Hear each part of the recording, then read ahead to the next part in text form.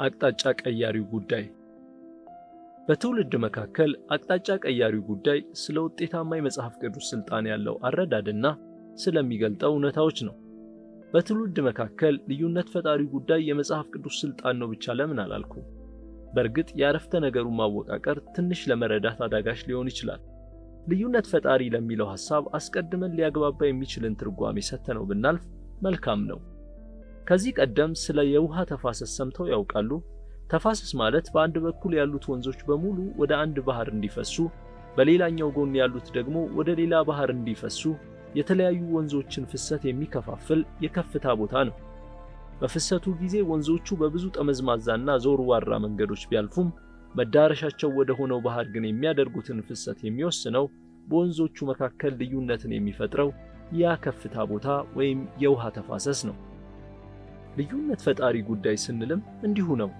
የሰው ልጅ ሐሳብ ልዩነት ፈጣሪ ወደ ሆነው ጉዳይ ሲቀርብ በጉዳዩ ዙሪያ ያለው የአመክንዮና የልቦና አቅጣጫ ብዙ ዘወርዋራና ጠመዝማዛ አካሄድ ኖሮት ወደ አንድ አልያም ወደ ሌላ መዳረሻ የሚወስድን የአስተሳሰብና የስሜት ጉዞን ያበጃል።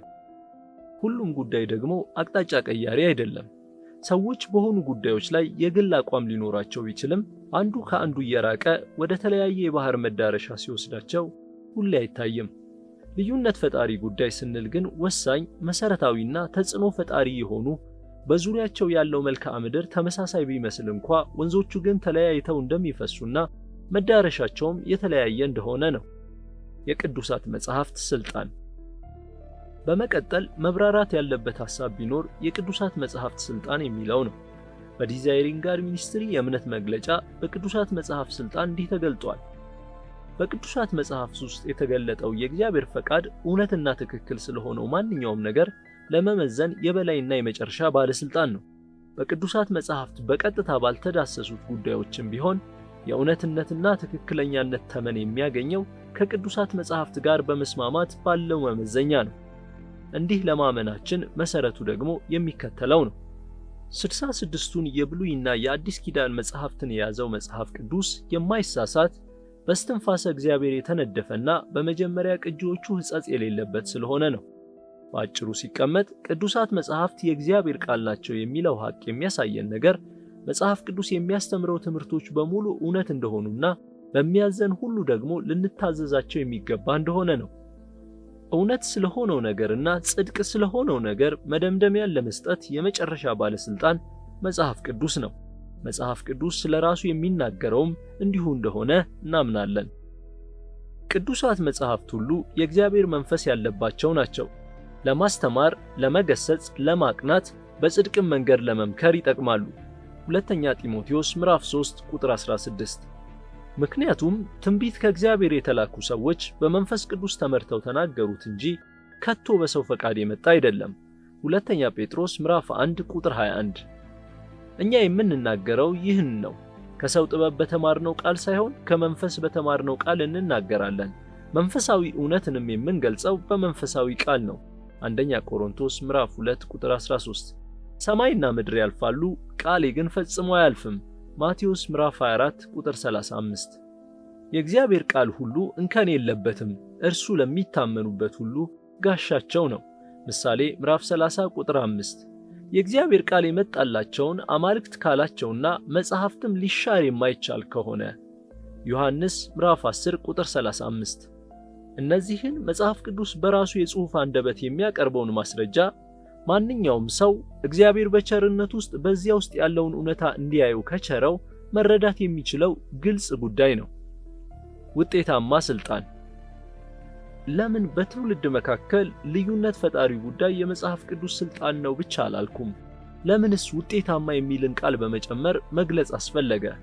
በትውልድ መካከል ልዩነት ፈጣሪው ጉዳይ ውጤታማ የሆነ የመጽሐፍ ቅዱስ ስልጣን ነው። ይህ የተባለበት ምክንያት የመጽሐፍ ቅዱስ ስልጣን ልዩነት ፈጣሪው ጉዳይ የሚሆነው በሐሴት የሚታዘዝን ልብና የተለወጠ ምልከታ ያለው አእምሮን በማበጀት ውጤታማ እስከሆነ ድረስ ብቻ ነው።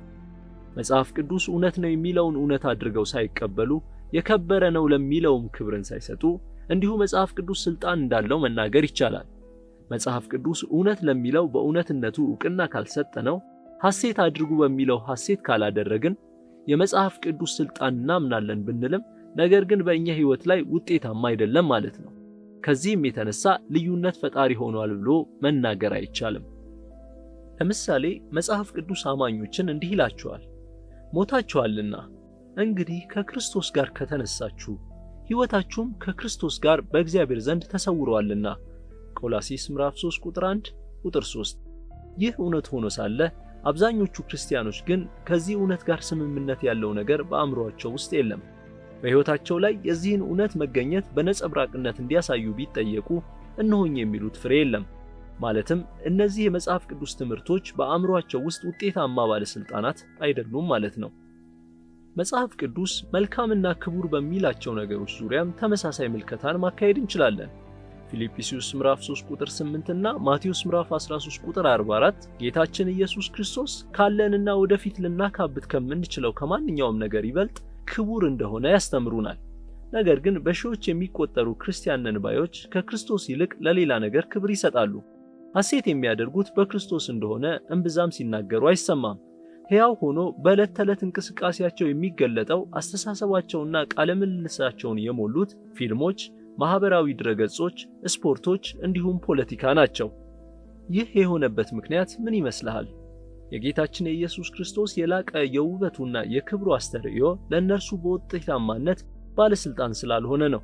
የመጽሐፍ ቅዱስ ስልጣን ልክ ለስጦታ መጠቅለያ ዕቃ ዕውቅና በሚሰጠው በዚያው መንገድ ዕውቅና ሊሰጠው ይችላል። ይህም ለምሳሌ ምንም ያክል የስጦታው ይዘት ባይታወቅም እንኳ አንድ ሰው ስጦታን ሲቀበል ይህን ስጦታ ወድጄዋለሁ፣ ውብ ነው ሲል የንግግሩ እንድምታ የስጦታው መጠቅለያ ዕቃ ውብ ነው ማለቱን ነው። ተቃርኖ ሲገለጥ መጽሐፍ ቅዱስ እውነትና መልካም ስለሚላቸው ነገሮች የግልም ሆነ የባህል ግጭት በሌለበት ሁኔታ ውጤታማ ያልሆነው የመጽሐፍ ቅዱስ ስልጣን አተገባበር ትኩረታችን እንዳያገኝ ሆኗል። ሰዎችም መጽሐፍ ቅዱስ ባለስልጣን እንደሆነ ይናገራሉ። ለጊዜውም ቢሆን የሚታየው የባህል እንዲሁም የግል ስነ ምግባር ከመጽሐፍ ቅዱስ ግብረ ገብ ጋር የተስማማ ይመስላል። ከዚህም የተነሳ መጽሐፍ ቅዱስ በተጨባጭ ውጤታማ ስልጣን እንዳለው በሚመስል ሁኔታ ይቀጥላሉ። እውነታው ግን ከዚህ የተለየ ነው። በዚህ ጊዜ ነው እንግዲህ ተቃርኖ የሚከሰተው። ወንድ ከወንድ ጋር ነውር ቢፈጽም ግብረ ሰዶማዊነት ኃጢአት እየሰራ ነውን? እንዲህ የሚያደርጉ ንስሐ ሳይገቡ በኃጢአታቸው ጸንተው ቢኖሩ መንግሥተ ሰማያት ሲገባሉ? አመፀኞች የእግዚአብሔርን መንግሥት እንደማይወርሱ አታውቁምን? በዚህ ነገር አትታለሉ። ሴሰኞች፣ ጣዖት አምላኪዎች፣ አመንዝሮች፣ ወንደቃዎች፣ ግብረ ሰዶማውያን የእግዚአብሔርን መንግሥት አይወርሱም። አንደኛ ቆሮንቶስ ምዕራፍ 6 ቁጥር 9። ተመሳሳይ ጾታ ባላቸው ሰዎች መካከል ጋብቻ ቢቋቋም ጋብቻ ነው ማለት ነውን? ስለዚህም ሰው አባቱንና እናቱን ይተዋል፣ ከሚስቱም ጋር አንድ ይሆናል፣ ሁለቱም አንድ ሥጋ ይሆናሉ። ኤፌሶን ምዕራፍ 5 ቁጥር 31። የተመሳሳይ ጾታ ግንኙነት ለተፈጥሮ ባህሪ የሚገባ ነውን? ወይስ ለተፈጥሮአዊ ባህሪ የማይገባ ነው? ሴቶቻቸውም እንኳ ለባህሪያቸው የሚገባውን ግንኙነት ባህሪያቸው ላልሆነው ግንኙነት ለወጡ። እንደዚሁም ወንዶች ለባህሪያቸው የሚገባውን ሴቶችን መገናኘት ትተው እርስ በርሳቸው በፍትወት ተቃጠሉ። ወንዶች ከወንዶች ጋር ነውር ፈጸሙ። ለክፉ አድራጎታቸው የሚገባውን ቅጣት በገዛ ራሳቸው ላይ አመጡ። ሮሜ ምዕራፍ 1 ከ26 እስከ 27። በወንድና በሴት መካከል ከሆነ ብቻ ነው ጋብቻ መልካም የሚሆነው። ጌታችን ኢየሱስ ክርስቶስና ቤተክርስቲያንን ሊያሳይ የሚችለው ይህ ብቻ አይደለምን? ድንገት እንዲህ ያለ ተቃርኖ በባህል ውስጥ ወይም በግል ባለው ልምምድ ሲከሰት አንድ ግለሰብ የመጽሐፍ ቅዱስን ስልጣን አጸናለሁ ሲል እያለ ያለው ውጤታማውን የመጽሐፍ ቅዱስ ስልጣን ነው ወይስ አይደለም የሚለውን ወደ ብርሃን ያወጣል።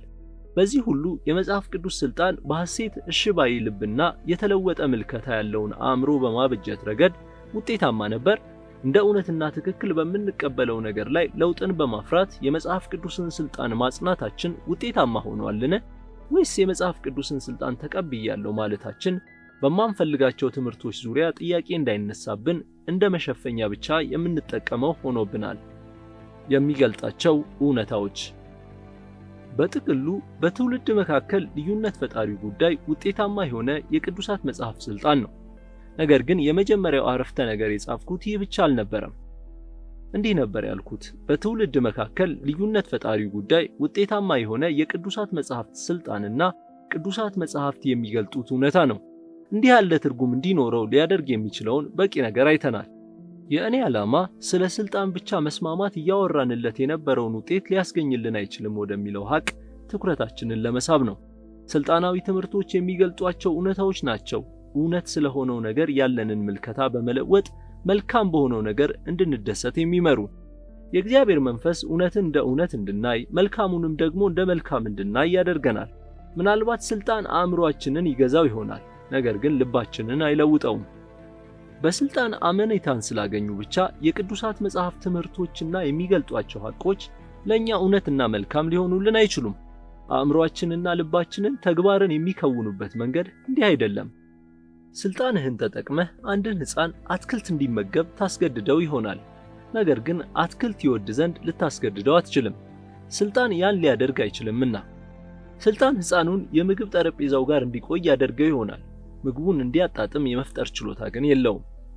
ስልጣን እውነታን እንድንቀበል ያደርገን ይሆናል፣ እንድናምነው ግን ሊያደርገን አይችልም።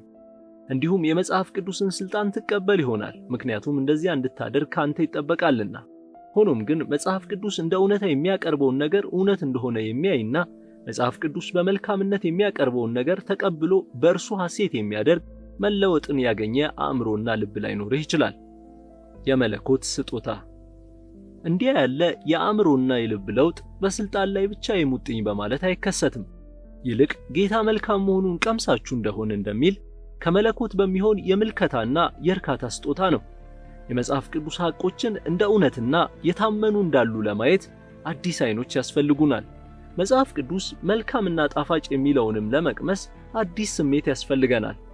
ለምሳሌ መጽሐፍ ቅዱስ ቤተክርስቲያን ለክርስቶስ እንደምትገዛ ሚስት ለባሏ መገዛት ኤፌሶን ምዕራፍ 5 ቁጥር 24፣ ደግሞም ክርስቶስ ቤተክርስቲያንን እንደወደዳት ባልም እንዲሁ ሚስቱን መውደድ መልካም እንደሆነ ያስተምራል ኤፌሶን ምዕራፍ 5 ከቁጥር 24 እስከ 25።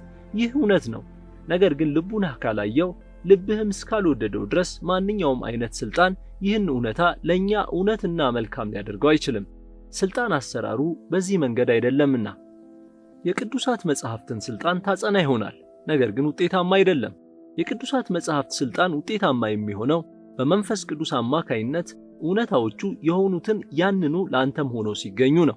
ያን ጊዜ እውነትን እንደ እውነት ታያለህ፣ መልካሙንም እንደ መልካም ትቀበለዋለህ፣ ሐሴትም ታደርጋለህ፣ ደግሞም የማይገባውንም እንደማይገባ አድርገህ ትቆጥራለህ። የቅዱሳት መጻሕፍትን ስልጣን ማጽናት አስፈላጊ ሆኖ ሳለ ግን ብቻውን በቂ አይደለም። እውነት የሆኑትንና መልካም የሆኑትን መጽሐፍ ቅዱሳዊ ሐቆች በመግለጥ የእግዚአብሔር መንፈስ አዲስ እይታና ጣዕም ሲያበጅ ያኔ መጽሐፍ ቅዱስ እንደ እውነትና እንደ መልካም የሚያቀርብልንን ነገር እናየዋለን፣ ደግሞም እንቀምሰዋለን። ይህም ደግሞ መንፈስ ቅዱስ በቅዱሳት መጽሐፍት ቃሎች በኩል ያደርገዋል። ይህንንም ሲያደርገው የቅዱሳት መጽሐፍት ስልጣን ውጤታማ ሆነ ማለት ነው። እርሱም በትውልድ መካከል ልዩነት ፈጣሪ በሆነው በእግዚአብሔር ቃል አማካይነት ይሆናል።